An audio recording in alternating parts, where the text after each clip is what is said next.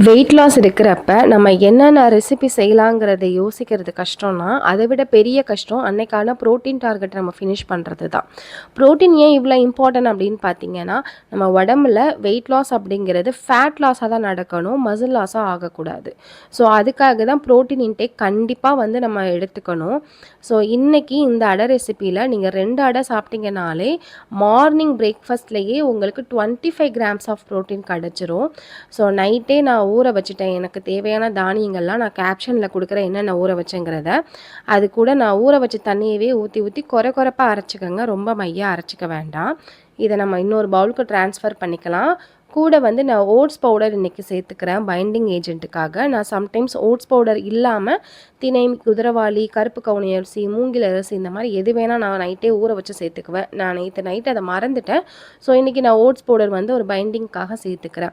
இதை நீங்கள் வாட்டர் வந்து அட்ஜஸ்ட் பண்ணி போட்டுக்கோங்க. கூடவே வந்து வெங்காயம், முருங்கை இலைன்னு கூட எது வேணால் நான் போட்டுப்பேன். இன்றைக்கி அதெல்லாம் போடாமல் கொத்தமல்லி மட்டும் நான் போட்டுக்கிறேன்.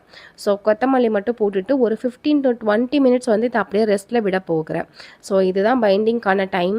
இந்த கேப்பில் நான் வார்ம் வாட்டரில் சியா சீட் போட்டு எடுத்துக்கிறேன். என்னோடய பையனுக்கு லஞ்ச் ரெடி பண்ணிகிட்டு இருக்கிறேன். சின்ன பையனுக்கு செர்லாக் ரெடி பண்ணிக்கிட்டு இருக்கிறேன். ஸோ அப்படியே சைட் பை சைட் என்னோடய சின்ன பையனுக்கும் ஊட்டிக்கிட்டே இந்த பக்கம் நான் கிச்சனில் வேலை பார்த்துட்டு இருக்கிறேன். கொஞ்சமாக தேங்காய் எண்ணெய் போட்டு அதில் நம்ம அடைமாவை போட்டு ரொம்ப மெல்லிசாவும் இல்லாமல் ரொம்ப மொத்தமாகவும் இல்லாமல் மீடியமாக நம்ம அதை வந்து சுற்றிக்கலாம்.